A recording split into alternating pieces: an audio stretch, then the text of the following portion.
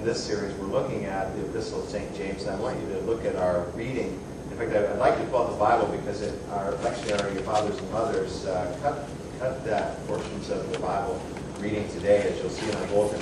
But I want to read again. I'm not going to read it out loud, but I want you to pay attention to verses 3:13 through 4:8, particularly chapter 4. That's where I'm going to be featuring today. There isn't a lot of gentle grace in James, a lot of rules, a lot of advice. We've kind of gotten that all the way along. I still have my bit and bridle up here to tame our tongues and things like that. But there is a moment in here in this reading in verse 8 where we do get in James' epistle a grace-filled truth. It's verse 8, draw near to God, and God will draw near to you. I want us to think of the possibility, not as a one-time event, but as a lifestyle, as a daily experience, that we would draw near to God. A conscious willingness to be close to God. Now that's different than maybe even coming to church. Because I think there are probably plenty of years in my life where I came to church, but I didn't necessarily consciously draw near to God. Saying draw near to God, and God will draw near to you. Typically in my life, and I would imagine it's probably true for most people, is that we are as close to God as we choose to be. There's a humorous story about an old couple driving down the road one Sunday afternoon, trying to get to a destination. They were a little bit in a hurry. He was driving along, of course, puttering along, trying to make their way, and she was scooted way over, leaning against her door, polishing the chrome, as they say. She's so hard against the door. They were trying to get to where their destination, but they were impeded by that, by a car that was ahead of them. And as they were trying to find a way around, they just couldn't do it. The road wasn't allowing an opportunity to pass, and the old couple observed that what was going on in the front car, the distraction going on in the front car, was what was slowing that car down and therefore them down. They noticed that there was a young couple sitting in the front car. He was driving. The girl wasn't against the door. She was against him.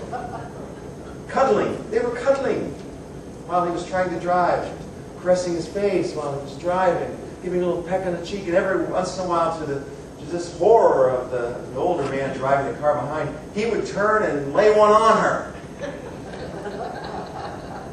They were in no hurry at all. Finding it impossible to pass, finally the older couple struck up a conversation with each other in the second car.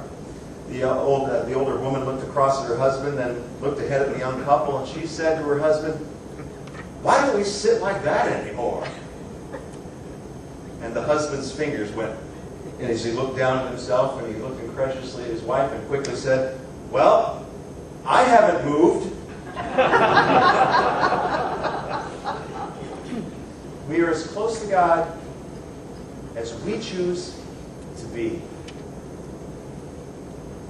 Like the driver who hasn't moved, God chooses to be with us. The distinctive way in which we understand God is that God comes all the way down to us. We don't have to climb up to God. God climbs into the driver's seat of our life, and we can choose if we want to scoot over or if we want to polish the chrome further away. But God is there with us. That's the gospel of drawing closer to God as God is incarnate in Christ. If you want to take a step higher with God, you have to take a step closer with God. And the interesting thing about this passage is that when you take one step closer to God, you actually get 2 steps closer. Did you notice the reading? Draw nearer to God, and God will draw nearer to you. It kind of blows the image of sliding across the bench seat of the car. Young people, there were once bench seats in the cars, and you can slide all the way across the driver's side and the passenger side.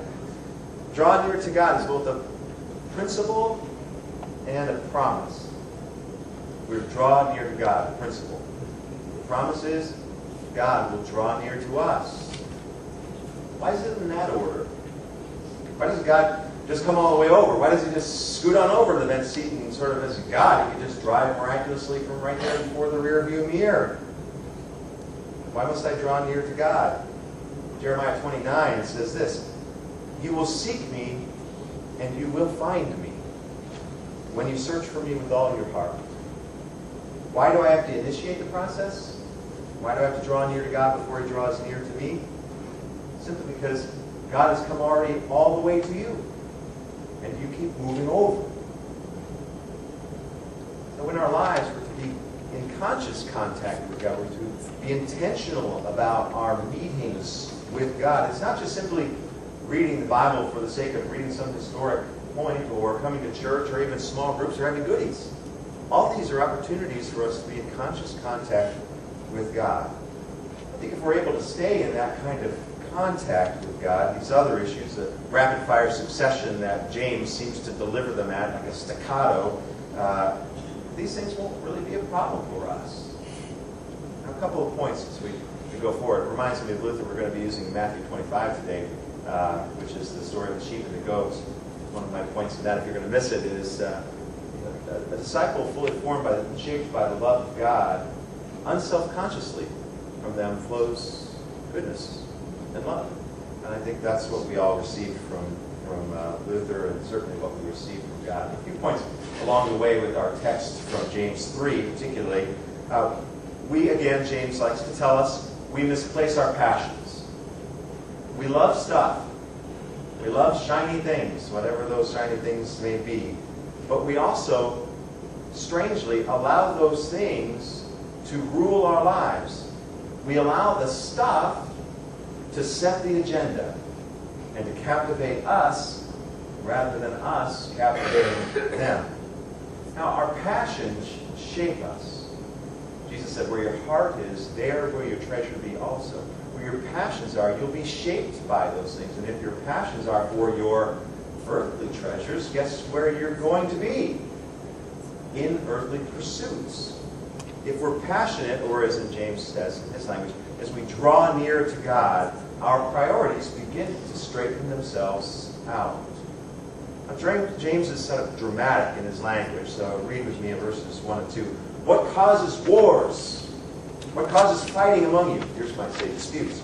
It's your passions that are at war within your members. You desire, you do not have, so you kill. You covet, you can't obtain, so you fight and wage war. You do not have because you do not ask. Wow. Has he overstated? Maybe. But as I began to look through history, I began to look at things like the spread, rise and fall, and corruption of the Roman Empire, and the Napoleonic conquest, and the Third Reich, and what stood behind all those things except the monstrous egos of the Caesars, and Napoleon, and the Fuhrer, who wanted their own agenda in the world to be lived out. The problem with our passions, the problem with our attitudes and our cravings, as James says, is the problem at the heart of society and at home, in culture, and in our souls. The breakdown of almost every relationship, at least one I counsel them, or maybe this is what I'm just seeing, is that people want something for themselves that they're not getting in their relationship, and they turn and look at themselves rather than seeing the other. They withdraw. Our passions have to find their right place. The second point. That was the first point. Did I say that? Sorry, I'm out of practice. The second point. If you didn't get it, you'll come back. It's in verse 4, by the way. Chapter 4, verse 4. That's not in our reading for today, but it is in our reading of the Bible. So chapter 4, verse 4. Here it is. You ready? You can't be friends with the world and friends with God at the same time. Verse 4, do you not know the friendship of the world is enmity with God? Therefore, whoever wishes to be a friend of the world makes himself an enemy of God. Now remember that James and Paul use this metaphor of the world. He's not talking about the creation, the thing that God said was good. He's not talking about deers and antelope and mountains and rivers and all that stuff. He's talking about, as Paul would say, the flesh and the world. It's those things that war against God's perspective and against the fellowship of God's family, this new society. So he doesn't mean all that is good in creation. He means those fleshly or worldly sorts of things that are the evil and power around us that lure us and lead us away from God's way, from the walk of the way of Christ. To misplace, as James will say, our passions. That's the reason he puts it so bluntly. And James puts almost everything bluntly. Whoever wishes to be a friend of the world makes himself an enemy of God. It's also why earlier, last week's reading, he told us to be unstained or unspotted by the world. You can't be friends with God, at peace with God, accepted by him, and at the same time comfortable and at ease with all the evil influences that we find around us in everyday life. It is the world that creates havoc in every part of our life. It's the influence of the world, and James would say in other places these things: the lust for power, the passion for control, the desire to do what we please, the insistence that things be done our way that creates strife and plays havoc in our life and in our relationships. But in the middle of this, when we get snipped out of our lectionary, in verse 5, there's sort of a beautiful verse. It says, in quotes, "He yearns jealously for the Spirit which he has put in us to dwell." God yearns for the Spirit that he put into us. He's talking about, of course, about creation and how God did divine CPR in us and breathed his Spirit within us. He's also talking about the first and second commandments, that we should have no other gods, that God is a jealous God, that he desires that which is his within human life. In a little devotional book that I use from time to time called Keep It Simple, it's a daily meditation for a 12-step, folks, the beginnings of renewal. It elaborates on the first of the 12 steps. Anybody know what the first step is? We admitted that we were powerless over alcohol, that our lives had become unmanageable. And I want to read a portion of the meditation for one day. It's entitled, and I think the title says it all, "Never Play Leapfrog with a Unicorn." Real simple. It says, as we work on step 1, we accept that alcohol and other drugs are poison to us. We accept our limits. That means we know that hanging around our drinking and using buddies can remind us of the good old days. And, quote, hanging around slippery places means we could slip back into our old ways. This isn't testing our sobriety. It's being reckless with it. So let's accept our limits. Everybody has limits. When we know our limits, we protect our recovery against the people and places that pull us from our spiritual center. I think in essence that's what James is saying to us. And it's true in absolutely every area of our lives. We can't play leapfrog with unicorns. We can't be friends with God and friends with the way of the world without getting the horn. It happens to us all the time. James says that a compromising lifestyle wreaks havoc in every way. In fact, he goes on to talk about prayer. Did you notice that? You're probably doing some kind of sophisticated algebra at that point. The first time I read it, that's what I was doing. But if I ask wrongly or rightly, do I get what I want? And we get caught into the trap that he wants us to see. That this compromise with the world fills in and begins to change even our spiritual connection with God. He writes in verse 3, "You ask and you do not receive because you ask wrongly to spend it on your passions." Now think about this for a minute. Who of us has not done this? Or am I the only heathen in the room who's ever prayed over a lottery ticket? Okay, I don't know if I've actually prayed over a lottery ticket, but you get the idea, right? We pray for good things to happen to us. Why? Selfish desires, eager ambitions. But God, I will give you 10% of this 100% gift you gave me. We bargain with the sovereign. What are we thinking? I can tell you for a fact that Jesus didn't suffer rejection and death at the hands of his own people, God's own people, so that you can have a luxury car, a bigger house, or a more convenient parking spot in the mall. That's not what the cross is about. And yet selfish ambition changes even the point of the cross. You see, there's something contradictory about seeking to be humble and meek and obedient, according to James, and at the same time praying for luxury. It's one thing to talk about and pray about the need for transportation, to pray that that need would somehow be met. It's something else to pray for a BMW or a Mercedes or whatever it is your fantasy car might be. I think somewhere God is completely somewhere else on that topic. I think today he's in places like Pakistan, worried about what all of his people of varieties of stripes are doing to one another.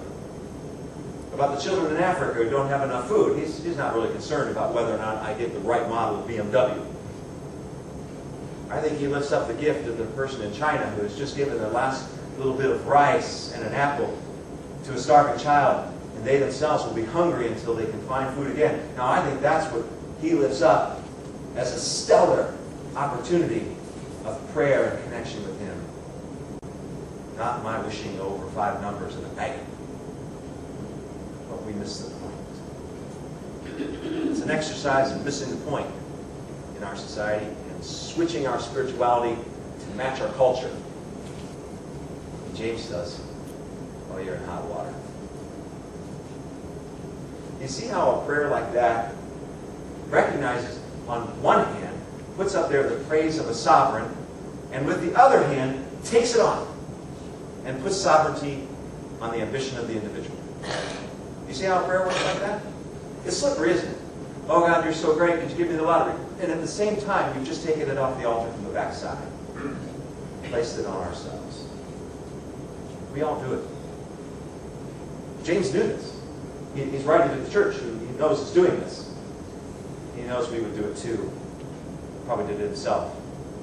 And so, in a moment of grace and all this difficult word to us, he reminds us, draw near to God, and God will draw near to you.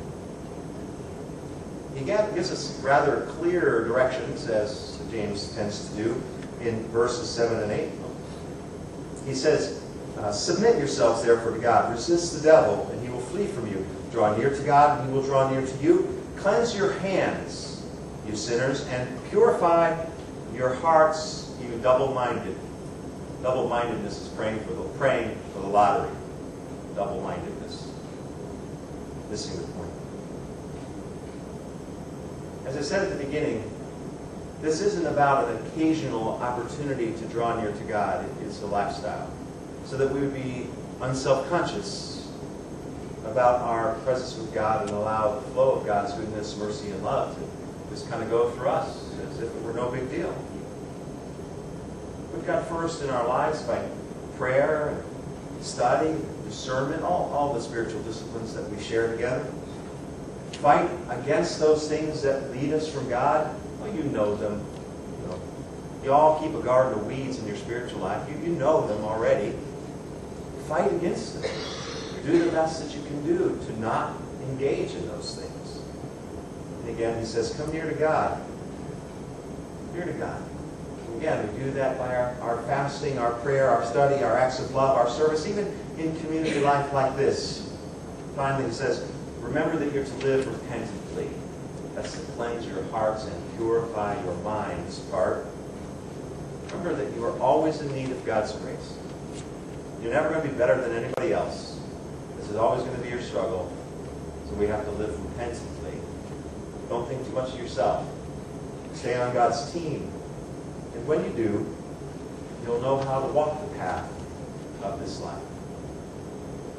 St. James reminds us today, consciously, draw near to God, because he is drawn near to us. Amen.